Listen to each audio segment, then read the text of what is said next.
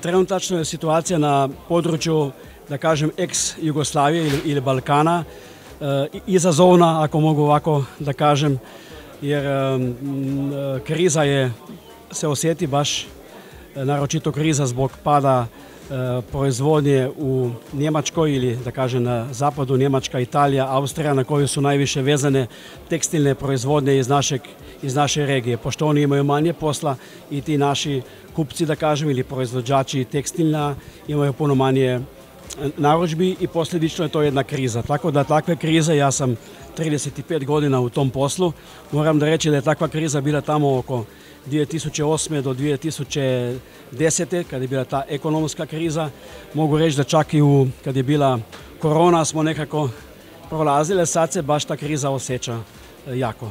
To se najviše osjeća u investicije u, da kažem, obične šivaće mašine, znači u obične strojeve koji upotrebljavaju za masovnu produkciju. Sada po drugoj strani je nekim kupcima i izazov jer traže nova rješenja, pa se sada svi ti kupci nekako iskorištavaju to vrijeme, tu rupu gdje nemaju toliko posla, da bi potražili rješenja, automatizaciju ili softverske rješenja s kojim bi mogli da nadoknade, da kažem, radnu snagu s kojom isto imaju probleme i da nadoknade, da snize troškove ako ništa drugo ne. Ja, giganata kao što smo bili nekada, to skoro nema više, ima par tvornica još. Ako počnemo od Slovenije, u Sloveniji još uvijek ima puno malih radnika koji rade sportske programe, specijalne proizvodnje i tako dalje, a inače masovne produkcije koja je nekad bila jako velika jer tekstilna industrija nekad u Sloveniji bila jedna od većih industrija, nema više, zadnjih skoro već 20 godina. Hrvatska je još uvijek taj dio, varaždinski dio, da kažem, taj dio još uvijek ima lijepih proizvodnja, lijepih privatnika. To su ljudi koji su sada nekako proživjeli tu veliku krizu koja je bila i u Hrvatskoj, koji sada rade za Austriju, pošto nema granice, iskoristili su taj trenutak. Tako da Hrvatska isto još uvijek nekako radi dalje, ali ne u veličini kao što je nekada bila. Onda imamo Bosnu, gdje se nalazimo sada. U Bosni je jako puno velikih produkcija, tu se još nađe gigantske tvornice sa 800, 1000, 400 ljudi i tako dalje, ali Bosna je vezana kompletno na tržište nekadašnje, da kažem, Europe i zbog toga se možda kriza u tom trenutku u Bosni najviše osjeća. Onda imamo Srbiju, koja je opet drugačija. Srbija ima puno svojih vlastitih brendova, oni su puno radili na vlastitim brendovima, tako da oni ne osjećaju toliko krize jer oni rade za svoje tržište i sada su čak počeli da rade eksport. Ne?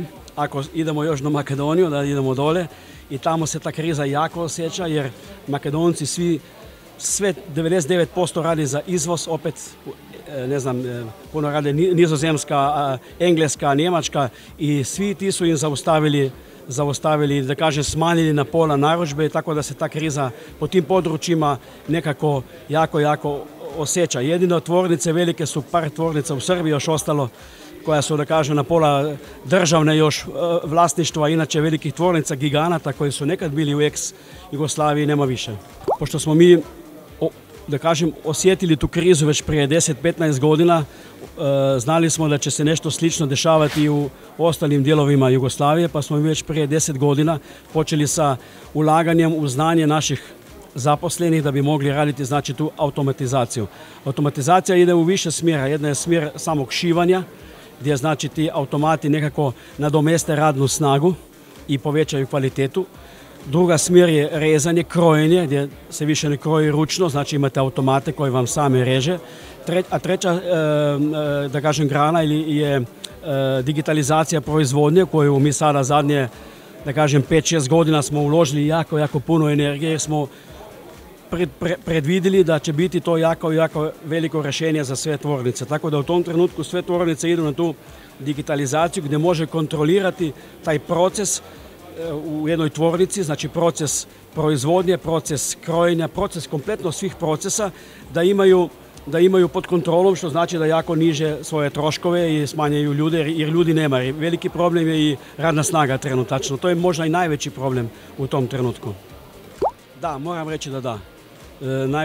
Najviše možda imamo to u Sloveniji, u Hrvatskoj isto jako puno u ovoj godini, puno investicija u tom, Srbija i sada počne i Bosna, da. Jer to je, sad su i ti, da kažem, vlasniki vidjeli da je to jedno od rješenja kojih može povući iz te krize van. Hvala.